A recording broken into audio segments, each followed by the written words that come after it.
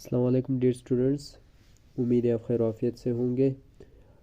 आज हम class 10th की unit number 10 simple harmonic motion and waves का जो शॉर्ट क्वेश्चंस हैं उनको कंप्लीट करेंगे।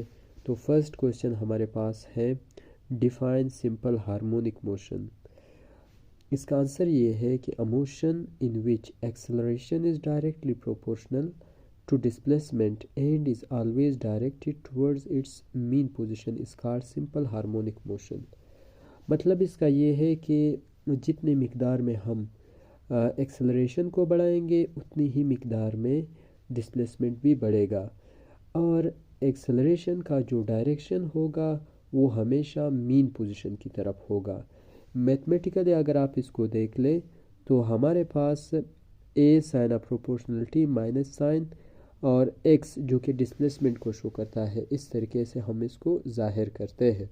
इसमें ये जो माइनस साइन है, ये माइनस साइन दरअसल एक्सेलरेशन और डिस्प्लेसमेंट के डायरेक्शन की इन्वर्स को शो करता है कि जो एक्सेलरेशन है और डिस्प्लेसमेंट है इन दोनों का डायरेक्शन एक दूसरे के अपोजिट में होगा।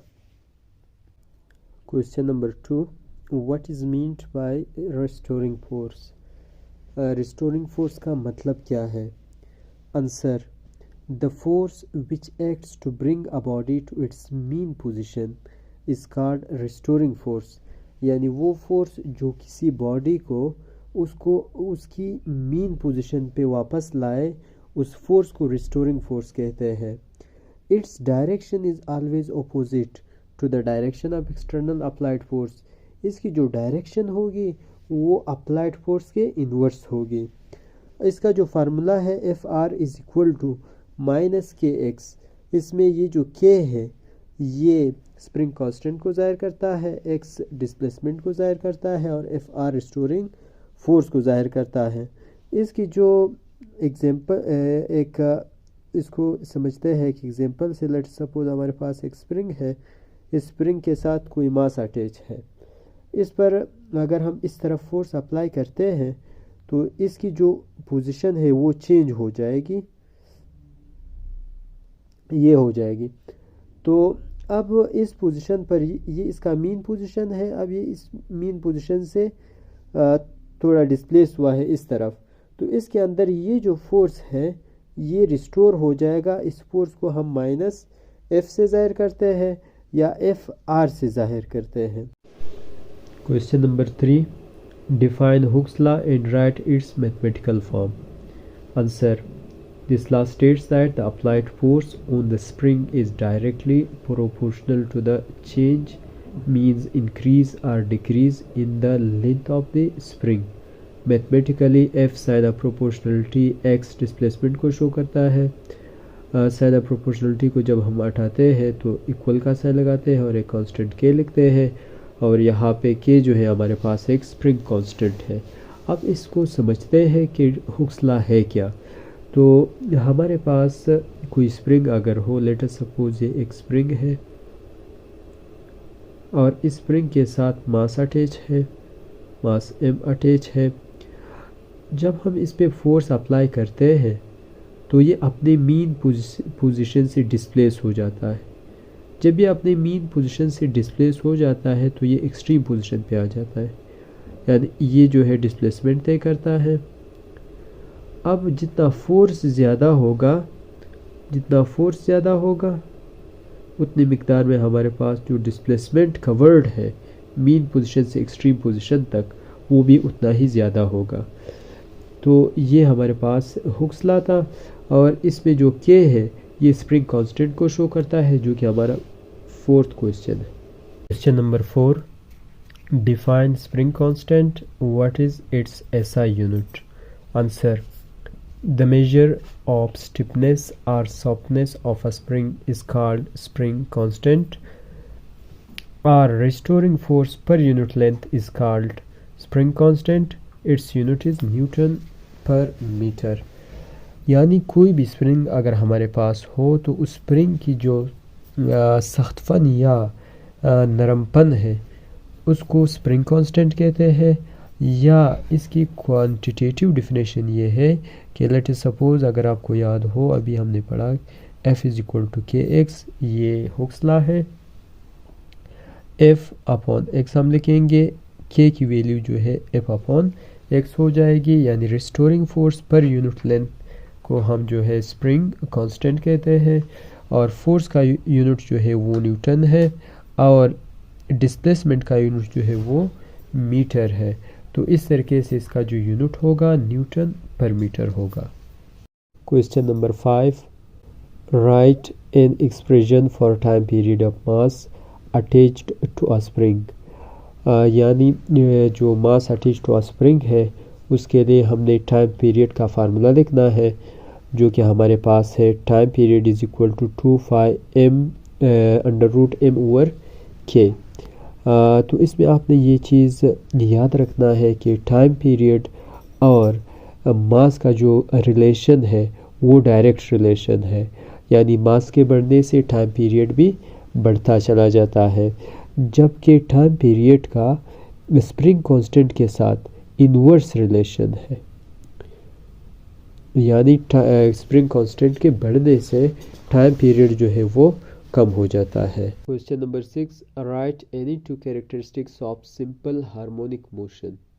Answer, a body executing simple harmonic motion always vibrates about its mean position।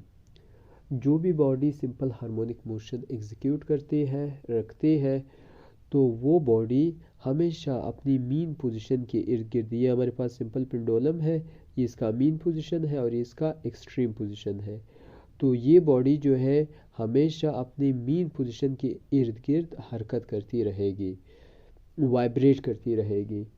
Number 2, its velocity is maximum at mean position and zero on the extreme position. इसकी जो वेलोसिटी होगी मीन पोजीशन पे maximum होगी और extreme position पे ये zero हो जाएगी, क्योंकि बॉडी रुक जाती है। Question number 7, what is meant by vibration. Vibration का मतलब क्या है। Answer, one complete round trip of a vibrating body about it's mean position is called one vibration. जब कोई वाइब्रेटिंग बॉडी अपनी मीन पोजीशन के इर्द गिर्द एक मुकम्मल चक्कर लगाती है तो इसको वन वाइब्रेशन कहते हैं। लेट अस सपोज, अगर ये हमारे पास कोई सिंपल पेंडुलम है, ये जो सिंपल पेंडुलम है इसका ये बॉल यहाँ से मोशन स्टार्ट कर ले, यहाँ एक्सट्रीम पोजीशन पे आ जाए, फिर उसको हम छोड़ दें, वापस ये मीन पोजीशन की तरफ आ जाए और इस एक्सट्रीम पोजीशन तक आ जाए, फिर वापस जो है ये इस मीन पोजीशन तक पहुंच जाए, तो इसका मतलब ये है कि इसने एक वाइब्रेशन कंप्लीट कर लिया, इसी को वन वाइब्रेशन कहते हैं। Question number 8, define frequency and right its unit. Frequency की डिफिनेशन करें और इसका यूनिट भी लिखें। Answer, the number of waves passing through a point in 1 second is called frequency. The SI unit of frequency is hertz. इसका मतलब ये है कि अगर हमारे पास कोई पॉइंट हो, लेट अस सपोज एक पॉइंट है, इस पॉइंट से जितनी मिकदार में वेव पास होती है 1 सेकंड के अंदर, इसको हम फ्रीक्वेंसी कहते हैं। अगर हमारे पास इस पॉइंट से 1 सेकंड में 5 वेव्स पास होते हैं तो इसका मतलब ये है कि फ्रीक्वेंसी 5 हर्ट्ज होगी। Question number 9, how frequency and time period are related.